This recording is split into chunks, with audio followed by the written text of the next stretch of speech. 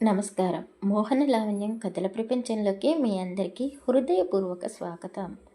ఈరోజు మనం వినబోయే కథ రౌడీ గారి ముద్దుల పిల్లం. ప్రేమ, భావోద్వేగాలు, కుటుంబం, బంధాలు ఊహించని మలుపులతో సాగే ఈ కథ మీకు తప్పకుండా నచ్చుతుందని ఆశిస్తున్నాను. అయితే కథలోకి వెళ్ళే ముందు మన మోహన లావణ్య కథల ప్రపంచం ఛానల్ను ఇప్పటి వరకు సబ్స్క్రైబ్ చేయకపోతే ఇప్పుడే సబ్స్క్రైబ్ చేసుకోండి. కథ మీకు నచ్చితే ఒక చిన్న లైక్ చేయండి. అలాగే మీకు నచ్చిన సన్నివేశం లేదా మీ అభిప్రాయాన్ని కామెంట్లో తప్పకుండా తెలియజేయండి. మరి ఇంకెందుకు ఆలస్యం, రౌడీ గారి ముద్దుల పిల్లం కథలోకి వెళ్ళిపోతాం. గౌరీ తల్లి నాగమణి గౌరీని ఎప్పుడు సొంత కూతురిలా దగ్గరికి తీసుకొని పెంచలేదు. నవమాసాలు మూసి గౌరీకి జన్మనిచ్చింది, కానీ తల్లి ప్రేమను మాత్రం అందించలేకపోయింది. గౌరీ చిన్నప్పటి నుంచే పని వాళ్ళ చేతుల్లోనే పెరిగింది. తల్లి ఒడిలో పెరగాల్సిన వయసులో పరాయి చేతుల మధ్య పెరిగి పెద్దదింది. గౌరికి ఊహ తెలిసే వయసు వచ్చేసరికి ఆమెకు ఒక చెల్లెలు ఉందని తెలిసింది. ఆ చెల్లెలే ఐశ్వర్య.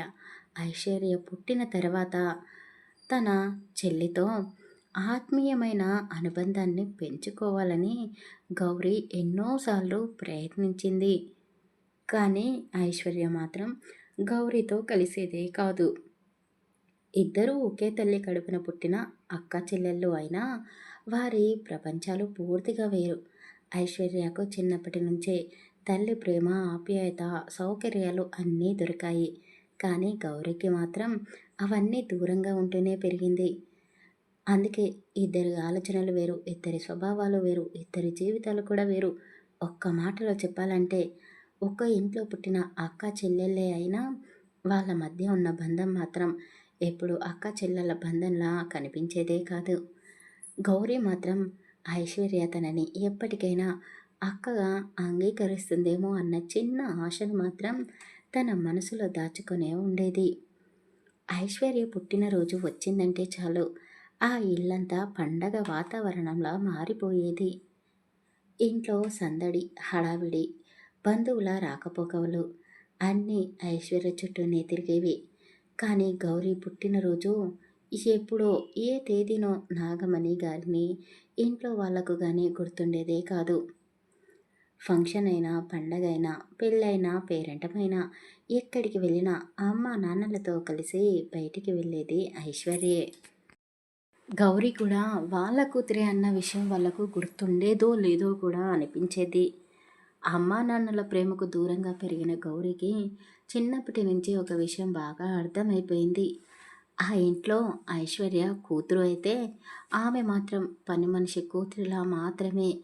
ఆమెను సమయానికి భోజనం పెట్టడం దగ్గర నుండి బట్టలు తీసుకురావడం వరకు అన్నీ పని వాళ్ళ చేతుల మీదగానే జరిగేవి. తల్లి కడుపున పుట్టిన కూతురే అయినా తల్లి ఒడిలో మాత్రం గౌరికి చోటు దొరకలేదు. అందుకే గౌరికి తన పుట్టినరోజు కంటే కూడా ఆ ఇంట్లో ఐశ్వర్య పుట్టినరోజు వచ్చినప్పుడే ఎక్కువ బాధ కలిగేది. ఎందుకంటే తనకు లేని ప్రేమను తన కళ్ళ ముందే ఐశ్వర్య అందుకుంటూ ఉండేది. రుద్ర చెప్పిన నిజం మామూలుది కాదు. అది గౌరీ హృదయాన్ని కుదిపేసే నిజం. అతని మాటలు వినగానే గౌరీ కళ్ళల్లో నీళ్లు తిరిగాయి. ఒక్కసారిగా ఆమె చిన్ననాటి జ్ఞాపకాలన్నీ కళ్ళ ముందు కదిలాయి. తన పుట్టినరోజును ఎవరు గుర్తుపెట్టుకొని రోజులు. ఐశ్వర్య పుట్టినరోజు వస్తే ఆ ఇంట్లో జరిగే హడావిడి, ఫంక్షన్లకు, పండగలకు, పెళ్ళిళ్ళకు ఐశ్వర్యను మాత్రమే తల్లిదండ్రులు వెంట తీసుకొని వెళ్ళిన సందర్భాలు. తనని మాత్రం పని వాళ్ళ చేతుల్లో వదిలేసిన రోజులు అన్నీ ఒక్కొక్కటిగా గుర్తుకు చేసుకుని గౌరీ గుండె బరువెక్కిపోయింది. అంతలోనే ఆమెకు ఒక అనుమానం వచ్చింది. మా నాన్న పేరు రంగారావు అయితే మరి ఈ చలపతి ఎవరు? కోపంతో, అసహ్యానంతో గౌరీ తల్లి నాగమణి వైపు చూసింది. నాగమణి తలదించుకొని నిలబడి ఉంది. కానీ ఆమె ముఖంలో మాత్రం భయం కనిపించడం లేదు. సిగ్గు అసలే కనిపించడం లేదు. ఇక పశ్చాత్తాపం కూడా కనిపించలేదు. ఆ దృశ్యం గౌరికి మరింత కోపాన్ని తెచ్చిపెట్టింది. 2 అడుగులు ముందుకు వేసి తల్లి దగ్గరికి వెళ్ళింది. కోపంగా, మా ఆయన చెప్తున్నది నిజమేనా అని అడిగింది. నాగమణి మాత్రం గౌరీ వైపు నేరుగా చూస్తూ నిర్లక్ష్యంగా నవ్వింది. ఏంటి? ఏం చెబుతున్నవాడు? వాడొక రౌడీ. నోటికి ఏది వస్తే అది మాట్లాడుతున్నాడు. అవన్నీ నువ్వు నమ్ముతున్నావా? అని కోపంగా అంది. ఆమె మాటలకు గౌరీ కళ్ళల్లో కన్నీళ్లు మరింత నిండిపోయాయి. కానీ నాగమణి మాత్రం ఒక్క క్షణం కూడా వెనక్కి తగ్గలేదు. ముందు ఆ డాక్యుమెంట్లపై నీ సంతకం పెట్టు. నాకు చాలా పని ఉంది, నేను వెళ్ళాలి అంటే చాలా అలసత్వంగా చెప్పింది. గౌరీ ఆమె వైపు చూస్తూ అలాగే నిలబడిపోయింది. తన జీవితంలో ఇంతకాలం తనను వెంటాడిన ప్రశ్నలకు సమాధానం దొరక్కపోతుందా, లేక తన తల్లి దాచిన నిజం ఇంకా ఏదైనా ఉందా అన్న అనుమానం మాత్రం గౌరీ మనసులో మరింత బలపడింది. నా భర్త రౌడీయే కావచ్చు, కానీ మంచి వాళ్లకు ఎప్పుడూ మంచి చేస్తాడు. ఆయన నన్ను గుండెల్లో పెట్టుకొని ఆరాధిస్తున్నాడు. ఆయన ప్రేమలో నేను ఈ ప్రపంచాన్ని మర్చిపోయాను. కానీ కన్న తల్లిగా ఎప్పుడైనా నువ్వు నాకు ప్రేమను పంచావా? గౌరీ గొంతు వణికింది. కళ్ళలో నీళ్లు తిరుగుతున్నా ఈసారి మాత్రం వెనక్కి తగ్గలేదు. అసలు ఈ చలపతి ఎవరు? నా భర్త చెప్తున్నట్టు నా తండ్రి పేరు రంగారావేనా? అసలు నిజమేమిటి? కనీసం ఇప్పటికైనా నాకు నిజం చెప్తావా అమ్మా? అని గౌరీ కన్న తల్లిని నిలదీసింది. నాగమణి మాత్రం వెక్కిరింపుగా నవ్వేసింది. మీ తండ్రి ఒక రాజకీయ నాయకుడు, కోట్లకు పడగలెత్తాడు. నాగమణి మాటలు గౌరి గుండెల్లో ఒక్కో కత్తిలా దిగుతున్నాయి. నేను మాత్రం ఒక పేద కుటుంబంలో పుట్టిన అమ్మాయిని. మీ నాన్నకంటే చాలా చిన్న వయసు. నన్ను చూసి ఇష్టపడ్డాడంట. మా వాళ్లకు డబ్బులు ఇచ్చి మరీ నన్ను తన దగ్గరికి తీసుకెళ్ళాడు. వాడికి నేను ఒక భార్యను కాదు, తన శారీరక సుఖాలను తీర్చే మనిషిని మాత్రమే. గౌరీ ఒక్కసారిగా తల వంచుకుంది. తన తండ్రి గురించి తల్లి చెబుతున్న మాటలను నమ్మాలో నమ్మకూడదో ఆమెకు అర్థం కాలేదు. నువ్వు పుట్టిన తర్వాత కొంతకాలానికే ఆయన ఒక యాక్సిడెంట్లో చనిపోయాడు. రాజకీయాల్లో ఉన్నాడు కదా, ఎన్ని పాపాలు చేశాడో, ఎన్ని జీవితాలను నాశనం చేశాడో ఎవరికి తెలుసు. చివరికి ఆ పాపాలన్నిటినీ మూటగట్టుకొని ఏకాకిలా చనిపోయాడు. నాగమణి కాసేపు మౌనంగా ఉండి మళ్ళీ చెప్పడం మొదలుపెట్టింది. ఆయన చనిపోయే సమయానికి నాకు 25 సంవత్సరాలు మాత్రమే. మా వాళ్ళు నన్ను ఒంటరిగా వదిలేయకుండా చలపతికి ఇచ్చి మళ్ళీ పెళ్లి చేశారు. ఆమె గొంతులో ఈసారి కొంచెం మెత్తదనం వచ్చింది. చలపతి చాలా మంచివాడు, నన్ను చాలా ప్రేమించాడు. నా గతం తెలిసినా నన్ను అంగీకరించాడు, పెళ్లి చేసుకున్నాడు. నాగమణి గౌరీ వైపు చూసింది.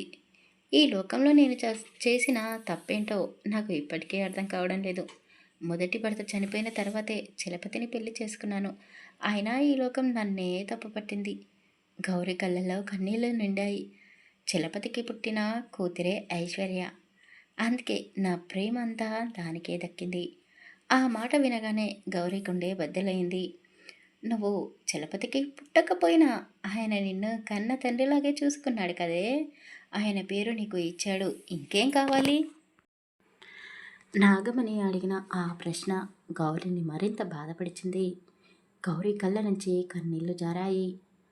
నాకు ఏదో కావాలని నేను అడగడం లేదు. ఆమె గొంతు వణికింది. ఆయన నాకు కన్న తండ్రి ప్రేమ ఇవ్వలేకపోయినా పర్వాలేదు, కనీసం ఒక మనిషిలా ఆయన నన్ను గుర్తించి ఉండాల్సింది కదా. గౌరీ గుండెల్లో దాచిన బాధ ఒక్కసారిగా బయటకు వచ్చింది. నేను నీ కూతురిని కాదు అని నాకు తెలుసు, కానీ నేను కూడా ఒక మనిషినే కదా అమ్మా అంటూ అక్కడే కూర్చుండిపోయింది. ఆమె భుజాలు వణుకుతున్నాయి. ఆ దృశ్యం చూసిన రుద్రే గుండె మండిపోయింది. అతను ముందుకు వచ్చి గౌరిని తన దగ్గరకు తీసుకున్నాడు. ఆమెను ఓదారుస్తూనే నాగమణి వైపు కోపంగా చూశాడు. ఇంకా చాలు. రుద్ర గొంతు ఇల్లంతా మారుమోగింది. నాగమణి ఒక్కసారిగా వణికిపోయింది. ఇప్పటికే చాలా ఎక్కువగా చెప్పావు. నీ మనసులో ఉన్నదంతా చెప్పేశావు కదా, ఇక ఒక్క మాట కూడా మాట్లాడకు. రుద్ర చూపు చూసి నాగమణికి భయం వేసింది. వామ్మో, ఇక్కడే ఉంటే వీడి చేతిలో చేస్తానేమో అని భయపడిపోయిన నాగమణి వెంటనే తన దగ్గర ఉన్న డాక్యుమెంట్లను తీసుకుని ఒక్కసారి కూడా గౌరీ వైపు చూసి ఏమాత్రం ఆగకుండా అక్కడి నుండి వెళ్ళిపోయింది.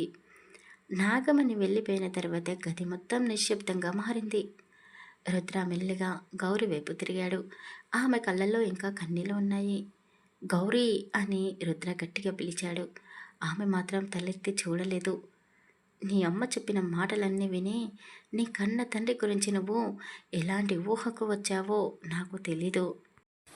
రుద్ర ఆమె పక్కన కూర్చున్నాడు. కానీ ఒక విషయం మాత్రం నిజం. అతని గొంతులో ఈసారి కోపం లేదు, ఒక నమ్మకం ఉంది. మీ నాన్న రంగారావు మీ అమ్మ చెప్పిందంతా చెడ్డవాడేమీ కాదు. గౌరీ ఒక్కసారిగా తలెత్తి రుద్ర వైపు చూసింది. నీకెలా తెలుసు? రుద్ర ఆమె కళ్ళలోకి నేరుగా చూశాడు. ఎందుకంటే మీ నాన్న గురించి నాకు తెలిసిన నిజం ఈ ప్రపంచం నమ్ముతున్న కథకు చాలా భిన్నంగా ఉంటుంది. గౌరీ గుండె వేగంగా కొట్టుకుంటూ ఉంది. రుద్ర మెల్లగా శ్వాస తీసుకున్నాడు. మీ నాన్న రంగారావు గురించి నీకు ఇప్పటి వరకు ఎవరో చెప్పని ఒక నిజం ఉంది. అది ఏమిటది? గౌరీ అడిగిన ప్రశ్నకు రుద్ర కొద్దిసేపు మౌనంగా ఉండిపోయాడు. అతని కళ్ళల్లో ఒక్కసారిగా ఎన్నో సంవత్సరాల నాటి జ్ఞాపకాలు కదిలాయి. మీ తాతగారి పేరు నాకు సరిగ్గా గుర్తుకులేదు గౌరీ, కానీ మీ నాన్నమ్మ పేరు సుభద్రమ్మ గారు. ఆమెకు కొడుకంటే ప్రాణం. ఎంతో గారాబంగా పెంచినా క్రమశిక్షణ మాత్రం తప్పనివ్వకుండా పెంచారు. ఆ దంపతులు ఇద్దరు. మీ నాన్న రంగారావు గారు పల్లెటూరులో పుట్టి పెరిగినా ఆయన ఆలోచనలు మాత్రం చాలా పెద్దవి. కొన్ని వందల ఎకరాల భూమికి యజమాని అయినా ఆస్తి ఉందని అహంకారం ఆయనలో ఎప్పుడూ కనిపించేదే కాదు. 7 తరాలు కూర్చొని తిన్నా తరగని ఆస్తి ఉంది మీకు. కానీ తన కోసం మాత్రమే బతకడం ఆయనకు నచ్చలేదు. మనకు దేవుడు ఇంత ఇచ్చాడు కదా, మనం కూడా నలుగురికి ఏదైనా ఇవ్వాలి అనేవారు. అందుకే రాజకీయాల్లోకి వచ్చారు ఆయన. కొడుకు ఆశయాన్ని అర్థం చేసుకున్న మీ తాతయ్య నానమ్మలు కూడా ఆయనను అడ్డుకోలేదు. పల్లెటూరిని వదిలి సిటీకి వచ్చారు. కొంతమంది మంచి వాళ్ళ సహాయంతో సొంతంగా ఒక పార్టీని స్థాపించారు. అక్కడి నుంచి ఆయన ప్రయాణం మొదలైంది. అధికారం కోసం కాదు, ప్రజల కోసం. ఎన్నో మంచి పనులు చేశారు. పేదలకు ఇల్లు కట్టించారు. చదువుకోవాలనుకున్న పిల్లలకు సహాయం చేశారు. అనాథలకు అండగా నిలబడ్డారు. ఎవరి దగ్గర తమ గొప్పతనం చెప్పుకోలేదు. అందుకే కొద్ది కాలంలోనే రంగారావు గారి పేరు రాజకీయాల్లో మారుమోగిపోయింది. ఆయన ఎదురుకుదలను చూసి చాలామంది రాజకీయ నాయకులు భయపడేవాళ్ళు. ప్రత్యర్థులు ఆయనను ఎలా అడ్డుకోవాలా అని ఆలోచించేవాళ్ళు. కానీ మీ నాన్నగారికి ప్రజల మీద ఉన్న నమ్మకం, ప్రజలకు ఆయన మీద ఉన్న ప్రేమ ఆయనకు కనిపించని రక్షణలా నిలిచాయి. ఎందుకంటే ఆయన సంపాదించింది ఓట్లు కాదు గౌరీ, మనుషుల మనసులు. నువ్వు మీ నాన్నగారిని చిన్నప్పటి నుంచి చూడలేదు కదా, అందుకే ఆయన మంచివాడా చెడ్డవాడా అన్న సందేహం నీలో ఉండటం సహజమే. కానీ ఒక్కసారి బయట ప్రపంచంలోకి వెళ్ళి రాజకీయ నాయకుడు రంగారావు గారి గురించి మీకు ఏమి తెలుసు అని అడిగి చూడు. ఆయన పేరు చెప్పగానే చాలామంది కళ్ళల్లో గౌరవం కనిపిస్తుంది. ఆయన చేసిన సహాయం గుర్తించి కొందరి కళ్ళల్లో నీళ్లు కూడా వస్తాయి.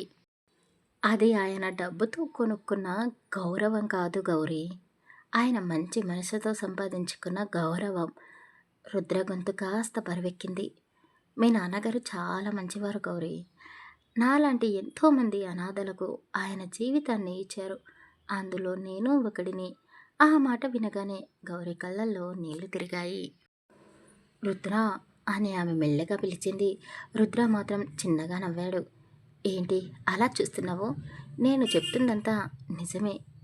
కొద్దిసేపు మౌనంగా ఉండి మళ్ళీ చెప్పడం మొదలుపెట్టాడు. నేను పుట్టినప్పుడు ఎవరి బిడ్డనో కూడా నాకు తెలియదు గౌరీ. నన్ను కన్న తల్లిదండ్రులు ఎవరో, వాళ్ళు నన్ను ఎందుకు వదిలేశారో నాకు ఇప్పటికీ తెలీదు. నాకు తెలిసింది ఒక్కటే, నేను ఒకరోజు చెత్తబుట్ట దగ్గర దొరికానంట. ఆ రోజు నేను ఎవరికీ అవసరం లేని ఒక చిన్న ప్రాణిని. ఏ పేరు లేదు, ఏ కుటుంబం లేదు, నన్ను సొంతం అని పిలిచే ఒక్క మనిషి కూడా లేదు. కానీ రుద్ర కళ్ళల్లో నీళ్లు మెరిశాయి. ఆ రోజు రంగారావు గారు అక్కడికి వచ్చారు. అందరూ అసహ్యంగా చూస్తున్న ఆ చిన్న బిడ్డను ఆయన మాత్రం చేతుల్లోకి తీసుకున్నారంట. రుద్ర చెబుతూ ఉంటే అతని కళ్ళు మాత్రమే తడవలేదు. గౌరీ గుండె బరువెక్కిపోయింది. వెంకటైతే గుక్క పెట్టి ఏడుస్తున్నాడు. అక్కడ ఉన్న వాళ్ళందరూ రుద్ర అన్న జీవితం మరీ ఇంత దారుణంగా ఉందా?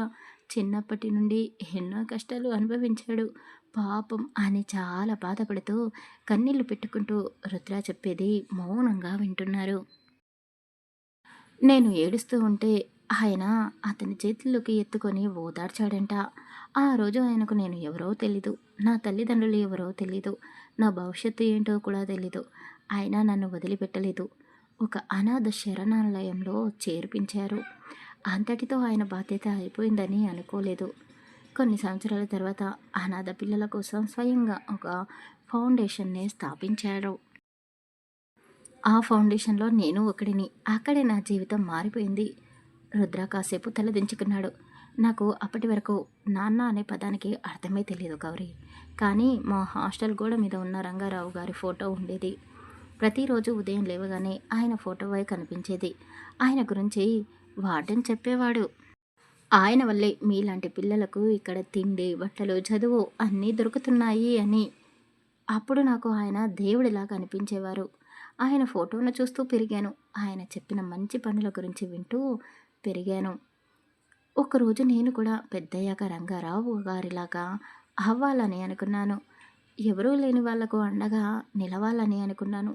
అందుకే రుద్ర తన కళ్ళల్లోని కన్నీటిని దాచుకుంటూ చిన్నగా నవ్వాడు.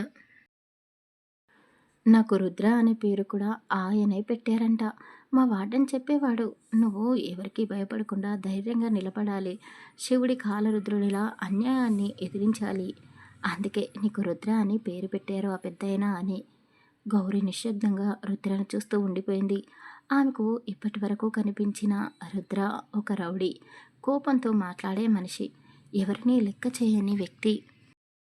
కానీ ఈ క్షణంలో ఆమెకు కనిపిస్తున్న రుద్ర మాత్రం చిన్నప్పుడు ప్రేమ కోసం ఎదురుచూసిన ఒక అనాథ బాలుడు. రుద్ర మళ్ళీ మాట్లాడాడు. ఆయనలాగే మంచి మనిషిలా ఉండాలని అనుకున్నాను గౌరీ. కానీ జీవితం నాకు ఆ అవకాశం ఇవ్వలేదు. ఈ సమాజం మంచితనాన్ని బలహీనంగా చూసింది. మంచిగా మాట్లాడితే మోసం చేశారు. మంచిగా ఉంటే తొక్కేయాలని చేశారు.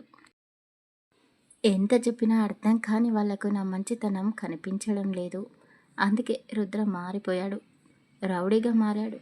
భయపెట్టడం నేర్చుకున్నాడు. కోపంతో మాట్లాడడం నేర్చుకున్నాడు. నేను రౌడీనే అని ఒప్పుకుంటున్నాను. కానీ రుద్ర గౌరీ కళ్ళలోకి నేరుగా చూశాడు.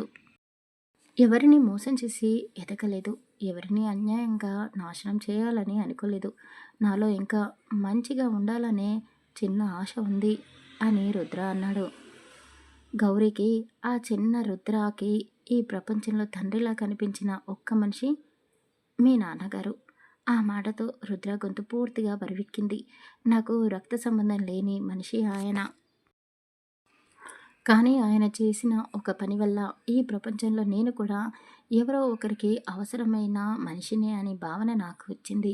అందుకే రంగారావు గారు నాకు కేవలం మీ నాన్న కాదు గౌరీ, నా జీవితాన్ని చీకటి నుంచి బయటికి తీసుకొని వచ్చిన మనిషి, నా పేరు పెట్టిన మనిషి, నన్ను మనిషిగా చూడడం నేర్పిన మనిషి. నా దృష్టిలో ఆయన ఎప్పటికీ దేవుడితో సమానం. రుద్ర మాటలు అక్కడే ఆగిపోయాయి.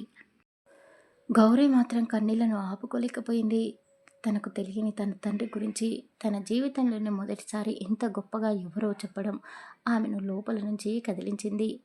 రుద్ర ఆమె వైపు చూస్తూ మెల్లగా అన్నాడు, నీకు మీ నాన్న గురించి మరో విషయం చెప్పాలి. అది విన్న తర్వాత నేను నీకు అండగా ఉంటాను. నువ్వు ఏ నిర్ణయం తీసుకున్నా సరే అని అన్నాడు. అసలు ఆ నిజం ఏమిటి? రంగారావు గారు నిజంగానే యాక్సిడెంట్లోనే చనిపోయాడా? నాగమణి ఎందుకు అంత మంచిగా ఉన్న రంగారావు గురించి చెడ్డగా మాట్లాడుతూ ఉంది? అసలు ఏం జరిగింది? తర్వాయి భాగంలో తెలుసుకుందాం. కథ నచ్చితే ప్లీజ్ లైక్ చేసి ఒక చిన్న కామెంట్ చేయండి. అలాగే మన ఛానల్ని సబ్స్క్రైబ్ చేసుకోండి. Thank you for listening.